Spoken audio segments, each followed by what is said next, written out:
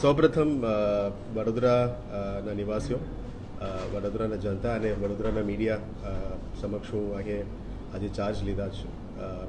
વડોદરા સિટીમાં પહેલી વખત મારા અહીંયા ચાર્જ લેવાનો મોકો મળ્યો છે અને વડોદરા જિલ્લાની સાઈડમાં પણ, કારણ કે એના પહેલાં જ હું નોર્થ ગુજરાત અને સૌરાષ્ટ્રમાં કામ કરીને આવ્યા છે. આજે આ ચાર્જ વીએમસીમાં સંભાળ્યું છે અને આઉટગોઈંગ કમિશનર શ્રી દિલીપ રાણા સરને પણ હું બેસ્ટ વિશેસ પાઠવું છું અને જેટલા દિવસની આજે 2 વર્ષની જે કામગીરી કરેલા છે એમને ટીમ દ્વારા એને પણ આભાર માનીને અભિનંદન પાઠવીને અહીંયા ચાર્જ લઈ રહ્યા છે. આજે વડોદરા સિટી અને મહાનગર પાલિકાનું કમિશનર તરીકે હું ચાર્જ સંભાળી રહ્યા છું.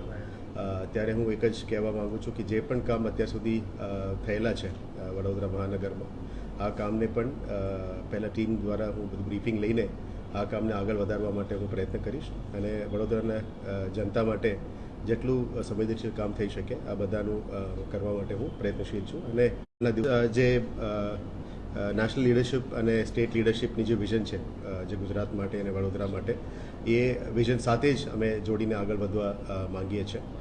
વડોદરા સિટી કલ્ચરલ કેપિટલ કહેવાય છે અને ઘણું બધું હું વડોદરા બાબતમાં સાંભળ્યું પણ છે. એટલે જેટલા પણ કામગીરી અત્યાર સુધી સિટીમાં થયેલું છે એને પોલિટિકલ બોડી અને એડમિનિસ્ટ્રેટિવ વિંગ સાથે મળીને પબ્લિકના જનતાના ઇનપુટ્સ લઈને અમે આગળ કરવા વિચારી રહ્યા છે. ખાસ કરીને જે વિશ્વામિત્રી પ્રોજેક્ટની કામગીરી શરૂઆત લગભગ 40% પૂરું કરવામાં આવ્યું છે એવું મને બ્રીફિંગ મળ્યું છે. જે રિમેનિંગ 60% છે આ 60%ને પણ અમે જે સર્વિસીસ, મ્યુનિસિપલ સર્વિસીસ પહોંચાડવાનું છે એના ઉપર 100% અમે બહાર મૂકવાનો પ્રયત્ન કરીશું. એક મહત્વનો સવાલ છે, રાજકોટમાં પણ ફરક ખૂબ જ છે. ભાવાર્થી જ આપણી વિકાસના કામની વાત કરી. આપ જે શહેરમાં આવ્યા છો મ્યુનિસિપલ કમિશનર તરીકે, એ શહેરનો ઉલ્લેખ મુખ્યમંત્રી સાહેબ મને એકવાર કરી ચૂક્યા છે કે અમદાવાદ, સુરત, રાજકોટ વિકાસમાં આગળ છે, વડોદરા પાછળ કેમ? તો આ સવાલ આપણે પણ કદાચ આગળના સમયમાં પૂછશે વર્ષ પછી, તો આપ કઈ રીતે? એટલે હું ફરી એ જ કહેવા માંગુ છું, જે આગળની કામગીરી થયેલું છે એ સરસ કામ જ થયું છે. આટલા સુધી તમામ અધિકારીઓ, ચૂંટેલા પદ જે કામ કર્યું છે એ સરસ કર્યું છે. આવનારા દિવસોમાં એને કેવી રીતે વેગ આપી શકાય એના ઉપર અમે વિચારવું જોઈએ. કોઈ ટિપ્પણી કરવાનું મારું ઈચ્છા પણ નથી, but we will do our best. અને એવું કંઈ થયેલું હશે તો we will try to do more for Vadodara, જેથી કરીને આ બાકી 3 શહેરના લેવલમાં પણ કેવી રીતે પહોંચી શકીએ એના કરતાં આગળ વધવાનો પ્રયત્ન કરવાનું મારું ટીમ સાથે હું પરામર્શ કરીને આગળ વધવાનું કહીશ. I wish to say that I was also a part of INTAC chapter Rajkot, જ્યારે અમે ઇન્ટેક કલ્ચરલ કન્ઝર્વેશન માટે કામ કરેલા હતા. અત્યારે ઇન્ટેક સેલ પણ કાર્યરત છે. So heritage conservation will also be a priority.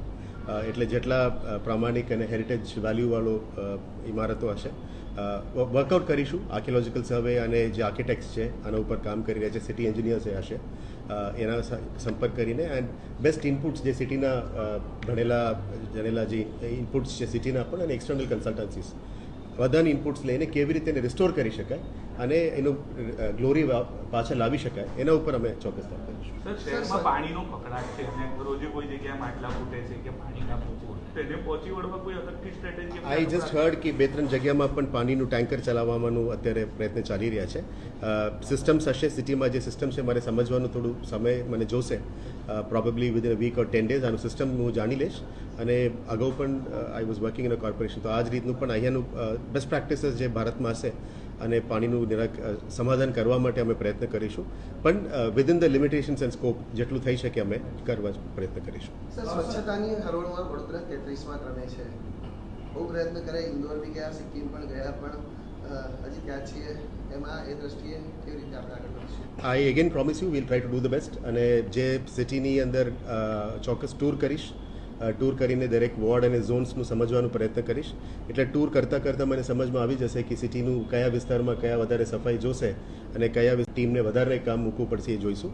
We will also try to implement the સ્વચ્છ ભારત મિશન અર્બન જે મોડાલિટીઝ છે અને ગાઈડલાઇન્સ છે.